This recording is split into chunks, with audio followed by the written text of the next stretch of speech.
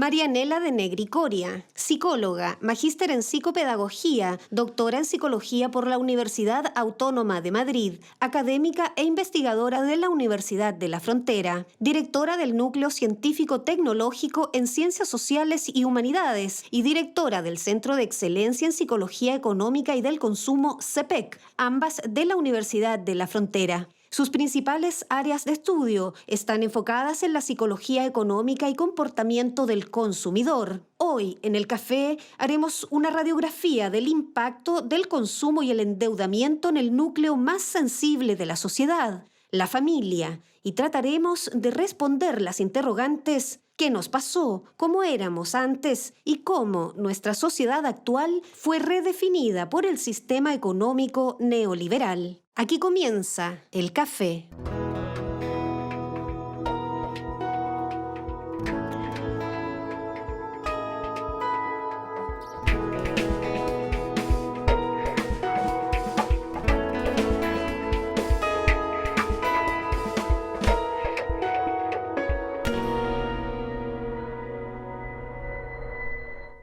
Amigas y amigos, bienvenidos a este nuevo capítulo del Café. Como siempre, le damos la bienvenida a todos ustedes, a quienes también nos están siguiendo por nuestra señal de Facebook Live. Ya saben, la investigadora que tenemos el día de hoy en nuestro programa, y vamos a conversar sobre un tema, como siempre, muy transversal y que tiene que ver con el endeudamiento, con el consumo y cómo estos factores o estas acciones que realizamos todos los días, que es el de comprar y el de endeudarse, quien no ha estado endeudado además, han ido también introduciéndose en temas tan sensibles como la conformación de las familias.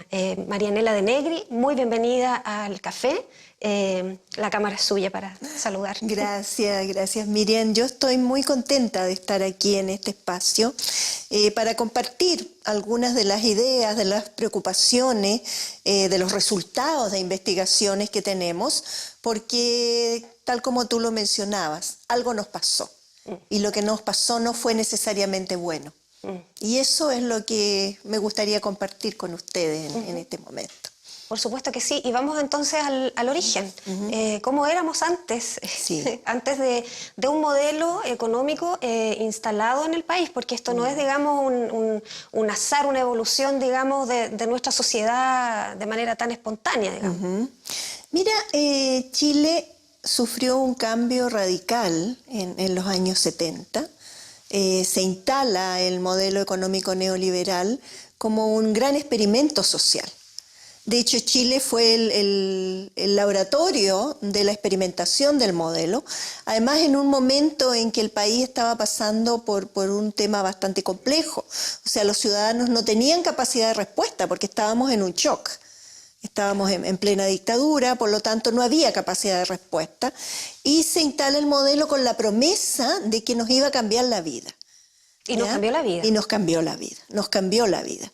O sea, claro, hubieron en los primeros años del modelo esta apertura del crédito, esta posibilidad de tener acceso a un mercado más global, empezó a ser como muy atractiva. Pero el tema es que el modelo está centrado en el consumo, y de hecho es lo que lo sostiene. Y al centrarse en el consumo, la vida de las personas, la vida de los ciudadanos, la vida de las familias, empezó también a centrarse en el consumo. Y entonces perdimos aquellos parámetros que nosotros teníamos habituales de construcción de identidad, como eran la propia familia, el barrio, la escuela, y pasamos a autodefinirnos por lo que consumimos. Entonces pasamos del ser al tener. Porque, ¿cómo éramos antes? Mira, Chile, como la mayoría de los países latinoamericanos, es una sociedad que venía con profundas raíces agrícolas. De hecho, la historia de Chile es una historia del agro. Y eso te implicaba ciertos patrones de comportamiento. Por ejemplo, la austeridad y el ahorro. Claro. O sea, las familias se preparaban. Yo me recuerdo incluso cuando yo era pequeña, que mi abuela, que venía de la zona agrícola, nos decía en marzo: hay que hacer un pedido grande para el invierno. Yo no entendía mucho, porque en realidad si vivíamos en la ciudad, pero esa era un poco la lógica. O sea, hay que guardar, hay que ahorrar, ¿ya? El crédito era mucho menos frecuente, las familias de clase media, la única fuente posible que tenían de crédito era el Banco Estado. Y para conseguir, por ejemplo, un crédito hipotecario había que esperar años y habían muchos requisitos que cumplir. Entonces imagínate lo que le pasa a la gente cuando le abren el panorama del crédito. Y se lo abren absolutamente. Usted se puede endeudar en lo que quiera, cuando quiera y como quiera. Entonces, claro, las familias vieron la posibilidad y dijeron, ahora puedo tener todo lo que antes no podía tener. Pero el costo fue extraordinariamente alto, porque perdimos además muchos de los valores más tradicionales que teníamos. De hecho, en nuestras investigaciones a nivel de las familias, sobre todo en las familias de clase media, una cosa que llama mucho la atención es cómo el discurso valórico propio de la clase media está presente. O sea, las familias siguen enseñándole a sus niños el valor del trabajo, el valor del sacrificio, el valor del ahorro, pero es incoherente con el comportamiento. Porque le dicen al niño, hay que ahorrar, hay que ser austero, pero cuando salen con los niños les compran todo lo que los niños piden. Entonces, los niños en general no se quedan con lo que decimos, se quedan con lo que hacemos. Entonces, desde pequeños empiezan a entender que una muestra de cariño es comprarles cosas. ¿Y cuánto afecta eso al desarrollo, a la psicología del ser humano en sí, digamos?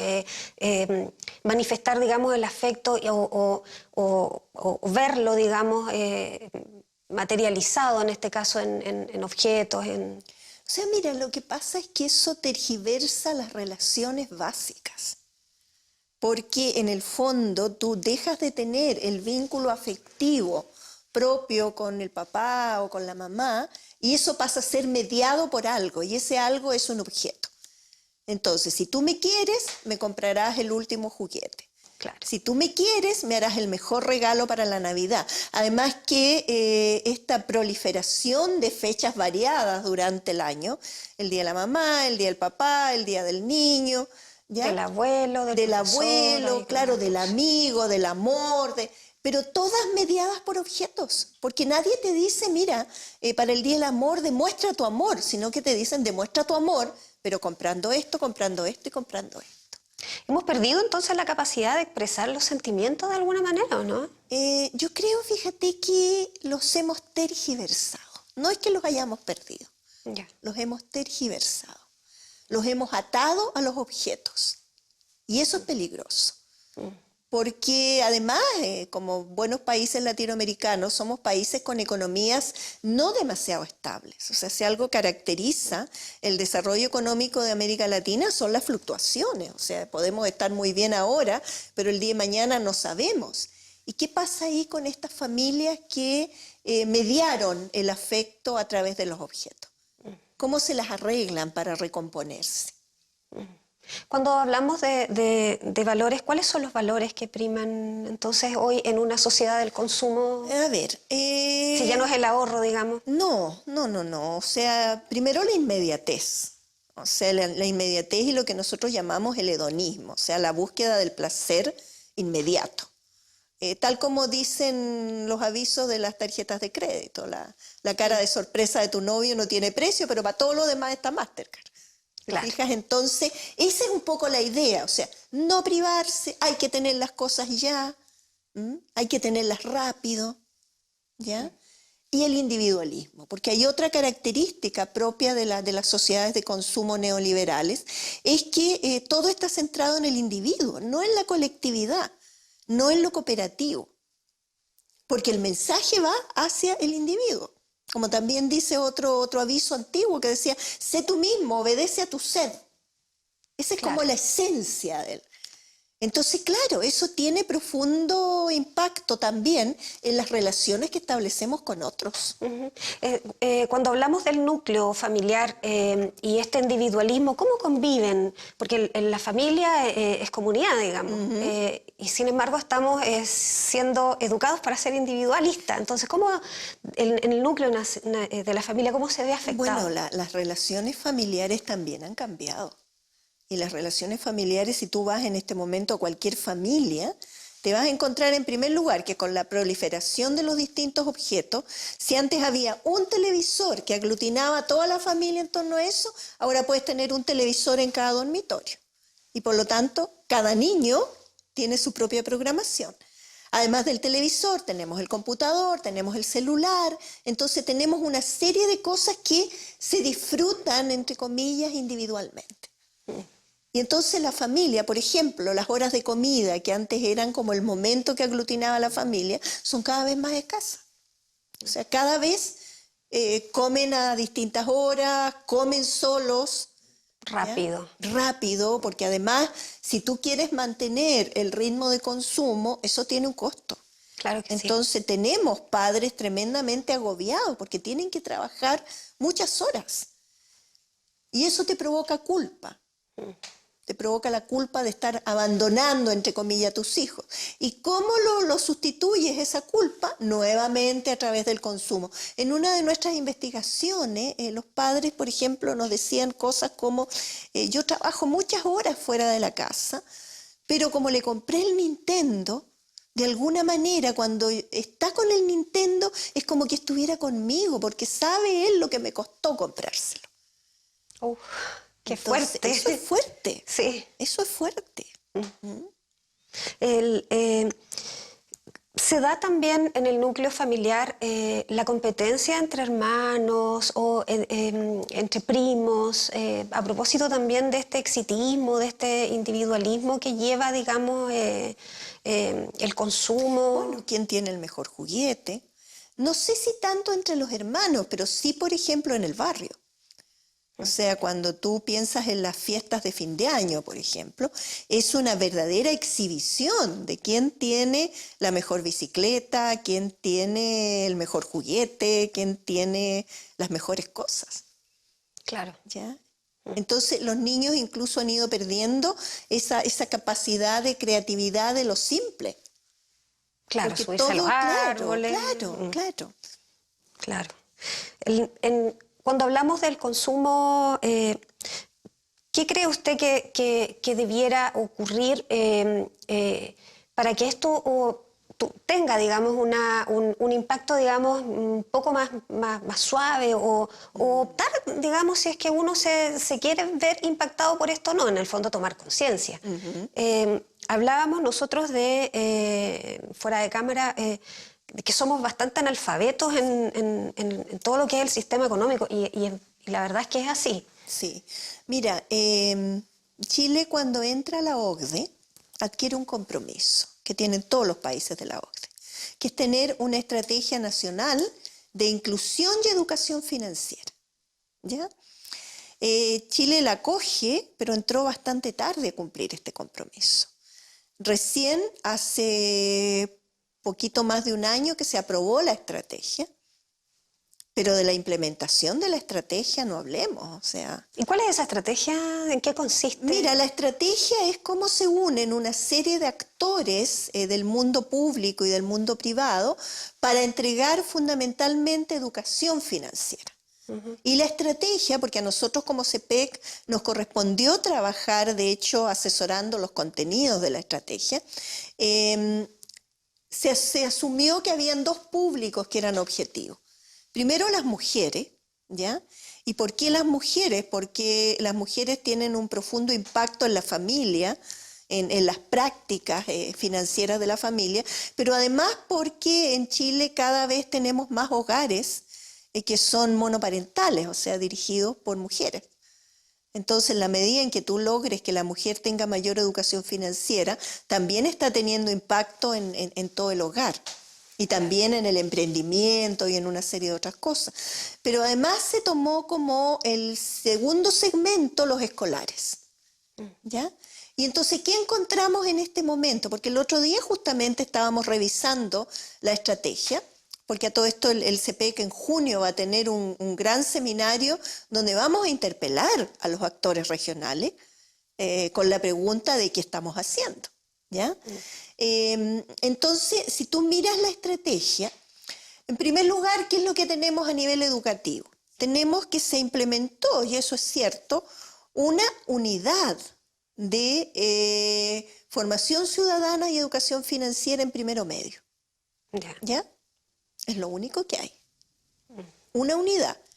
Pero no pensamos cómo íbamos a preparar a los profesores para que impartieran Eso esa le iba a unidad. preguntar porque una cosa es que exista la unidad y otra cosa es que existan las personas preparadas. Preparando. Mira, de hecho, porque nosotros como llevamos evangelizando, le digo yo, en estos temas hace muchos años, Claro que sí. logramos que la UFRO, en su carrera de pedagogía en historia, tengan un curso que es de alfabetización financiera y emprendimiento. ¿Ya? Y la otra es nuestra socia, la Católica de Temuco, que también tienen un curso en esa línea. Son las únicas universidades a nivel del país que tienen esos cursos. Y en esos cursos, ¿qué es lo que se enseña No a los solo estudiantes? el tema del modelo económico global, sino que algo que es tremendamente importante, que es finanzas personales.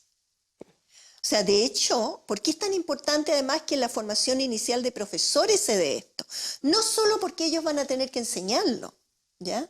Específicamente los profesores de historia, los profesores de matemática, los profesores de lenguaje, sino que porque las estadísticas muestran que el gremio más endeudado a nivel del país es el de los profesores. Entonces, como profesores que son consumistas, que están muy endeudados, van a formar estudiantes que sean consumidores reflexivos. Claro que sí. Hay que Claro. partir por casa Claro, o con el entonces, ejemplo, en realidad. esa es una cosa. Lo otro es que efectivamente tenía que haber una estrategia sinérgica entre los distintos actores públicos para poder lograr que la educación financiera en el fondo estuviera transversal en todas partes. Y eso tú no lo ves. Tú no lo ves. O sea, aquí en la región tenemos cero. Tenemos cero, no hemos hecho nada. Y no es solo la región, o sea, el país ha hecho muy poco. Esto mismo ha letargado un poco a la sociedad para discutir temas, digamos, porque cuando uno habla de consumo es como un intangible en el sentido de que es un concepto, digamos. Claro. Pero esto mismo es una reflexión personal, en realidad. Si lo llevamos a la práctica de cómo evaluamos nuestro sistema de pensiones, nuestro sistema de salud, nuestro sistema educacional, cuando tenemos también autoridades que dicen que todas estas instancias que son básicas para el desarrollo de una familia, de una persona, son negocios, digamos, y se les puede permitir el lucro. Sí, sí. ¿De qué manera entonces estamos educando o tenemos que educar Mira, para? yo tengo la hipótesis que nosotros no estamos educando ciudadanos, nosotros estamos educando consumidores. Y de hecho, de alguna manera, incluso estamos situando a los propios estudiantes en ese mismo dilema porque los hacemos sentirse clientes, Claro. clientes de un sistema, ¿ya? Y eso en realidad también te cubre todas las esferas de la vida, porque si tú no te sientes ciudadano, no defiendes tus derechos, ¿ya? No te sitúas en un rol más activo, no te formas, porque así como tenemos un profundo analfabetismo financiero, también tenemos un profundo analfabetismo político. Sí. O sea, la educación cívica, la educación política está absolutamente ausente en la formación en todos los niveles. ¿Y esto cree usted que fue al azar que No. derribamos la educación cívica, por ejemplo, que estaba antes de la educación media? Mira, yo no creo que haya sido una teoría de la conspiración, pero sí yo creo que es como el resultado natural cuando tú instalas una lógica para mirar a la sociedad y para mirar a la gente. O sea, si tú empiezas a mirar a la gente de manera individual y le empiezas a tratar individualmente y te olvidas del colectivo, todos estos temas empiezan a perder importancia porque hay otros temas que son más importantes. Por ejemplo, no sé si tú te has fijado que hace ya varios años en Chile hay una palabrita que es mágica, emprendimiento. Sí, ¿Ya? claro que sí. Que aparece en todas partes. Pero no emprendimiento colectivo, no emprendimiento social. No. De hecho, se ¿Ya? premia al emprendedor, Al la emprendedor, emprendedora. claro. ¿Te fijas? Entonces, cuando efectivamente, yo no te digo que el emprendimiento sea malo, yo de hecho soy una profunda creyente en el impacto positivo del emprendimiento, pero cuando es social, cuando tú efectivamente le das ese matiz colectivo, no el matiz del enriquecimiento individual. ¿Ya? Entonces, eso es una clara señal de cómo fuimos cambiando el modelo de persona, cómo fuimos cambiando el modelo de sociedad, cómo fuimos cambiando la forma incluso que nos concebimos. ¿Somos desechables las personas también? Yo creo que en un sistema como el nuestro sí. O sea, mientras tú le sirves al sistema, sirves. Si no, no. Si no, no tendríamos a nuestros adultos mayores con pensiones miserables. O sea, ahí está clarito. ¿Ya? Y no estaríamos además en esta tremenda disyuntiva demográfica en que está Chile, que yo creo que ahí hay un tema incluso que va a forzar que pensemos en nuevas alternativas para los cambios en los sistemas de pensiones, porque ya no nos sirve la lógica del sistema de reparto, porque el sistema de reparto depende de una lógica demográfica poblacional, y en un país que el año 2050 va a invertir su pirámide poblacional y vamos a tener más adultos mayores que niños, ¿cómo hacemos reparto? Si no vamos a tener jóvenes que trabajen para sostener a los viejos. Claro. Entonces yo creo que Chile está entrando en un periodo bastante complejo, ¿eh? Y que no hemos tomado conciencia de eso. Bueno, hay que decir también que este exceso de consumo también va en directa relación con el impacto que le estamos causando al medio ambiente, porque esta cosa desechable, que sea todo plástico y que vaya a dar, digamos, a la basura, va acumulando. Claro, porque incluso ahí, cosas que no fíjate, sirven en el fondo. ahí tú ves como una muy buena iniciativa, que era el eliminar las bolsas plásticas en el comercio, se convirtió en otra oportunidad de negocio. Totalmente, porque ahora tenemos que comprar una bolsa plástica. Claro, porque antes a ti las bolsas eran parte del servicio que te daba el supermercado, la tienda o lo que fuera. Ahora te las venden. Entonces, en el fondo, ¿qué es lo que hicimos? Nueva oportunidad de negocio.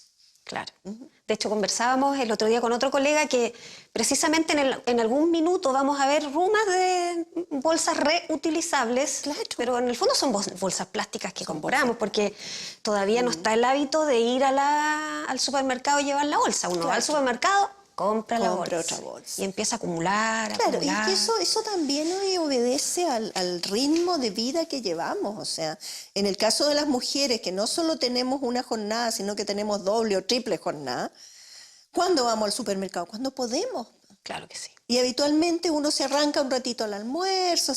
Y claro, tú en la mañana no dices me voy a poder arrancar porque no sabes. Y entonces te vas al supermercado y te das cuenta que no tienes bolsas y ahí vuelves a comprar. Claro que sí. Quiero llevarla al otro concepto que es también, que deriva de este consumo, digamos, que es el endeudamiento, que es una situación, digamos, que yo me imagino que la mayoría de los chilenos hemos estado en una situación complicada con el tema de la deuda, ¿no? Mira, en Chile las cifras del SBIF, de la Superintendencia de Bancos, están mostrando que el endeudamiento va cada vez más alto. Si bien en la última cifra del 2018 parecía haber disminuido un poquito, pero en general más del 70% de las familias aparecen con tasas altas de endeudamiento, ¿ya? Y sobre todo yo diría que lo que más preocupa es el endeudamiento múltiple, o sea, están endeudados con el banco, están endeudados con las casas comerciales, están endeudados en todos los lugares donde es posible endeudarse. Nosotros hicimos un estudio hace muy poquito aquí en la región con trabajadores dependientes de la región, en una muestra representativa, y nos encontramos con que hay familias que dedican hasta el 80% de sus ingresos a pagar deuda. Entonces tú te preguntas cómo vive esa gente. Y ahí generalmente cuando tú llegas a ese atolladero, digamos, del endeudamiento, ¿a qué acudes? Nuevamente al endeudamiento. Entonces estamos viendo gente, por ejemplo, que se está endeudando para comprar comida en el supermercado. Claro. ¿Ya? Que antes en el sueldo estaba como asegurada la comida, la calefacción, el arriendo o donde vivir, Claro. luz, agua, gas. O personas, Si quedaba, se familias, compraba, sí. digamos, que hacen la bicicleta. O sea, que te piden un avance en efectivo aquí para pagar acá. Y al mes siguiente lo hacen al revés. Porque ahí además tenemos otro tema, que sobre todo para las familias más vulnerables, que no están bancarizados, no están incluidos financieramente. Por lo tanto, no tienen acceso ni a tarjetas de crédito, que ha sido el retail, las casas comerciales. Y cómo las casas comerciales dejaron de ser estos proveedores de bienes, digamos, para transformarse también en entidades financieras. Pero con una particularidad, que no están reguladas como está regulada la banca. Claro. ¿Ya? Entonces, por lo tanto, los intereses son de libre determinación, digamos, de la cadena. Bueno, hemos tenido ejemplos Sí. en casas comerciales bastante dramáticos. ¿Sí? Y lo otro es que, como son un sistema aparte, no existe un consolidado que a ti te permita decir, como sí pasa en el sector bancario, que cuando tú vas a pedir un crédito, si tú ya estás endeudado, la banca te va a decir, lo siento, yo no le puedo prestar porque usted sobrepasó Claro. su Capacidad de pago. Claro, en el retail tú puedes deber un montón en una casa comercial, en otra, y eso no está registrado en ninguna parte. Y el retail ha entrado muy fuertemente en los sectores más pobres. Nosotros hicimos hace un año más o menos un estudio en la sexta región con mujeres que vivían de subsidios estatales, o sea, mujeres muy pobres, y su nivel de endeudamiento era altísimo. Eso le iba a preguntar. ¿El Estado al final termina subsidiando, digamos, a este prototipo de ciudadano, digamos, consumista y endeudado? ¿Se tiene que hacer cargo de las heridas del modelo, no? No, es que el Estado se va a hacer cargo de ti mientras tú seas rentable. Y claro, está todo este sistema de subsidios que es para los sectores más pobres, pero que también tiene que ver con que el empleo se ha hecho más precario, con que hay menos probabilidades de que la gente tenga un pasar digno, digamos. Entonces, claro, hay todo un sistema de subsidio a esos sectores. Pero va a llegar un momento en que esos sectores van a estar endeudados hasta el cuello y el subsidio va a ser el mismo. Claro ¿Te que fijas? sí. Entonces, ¿qué es el tema de por qué yo insisto tanto en la educación financiera?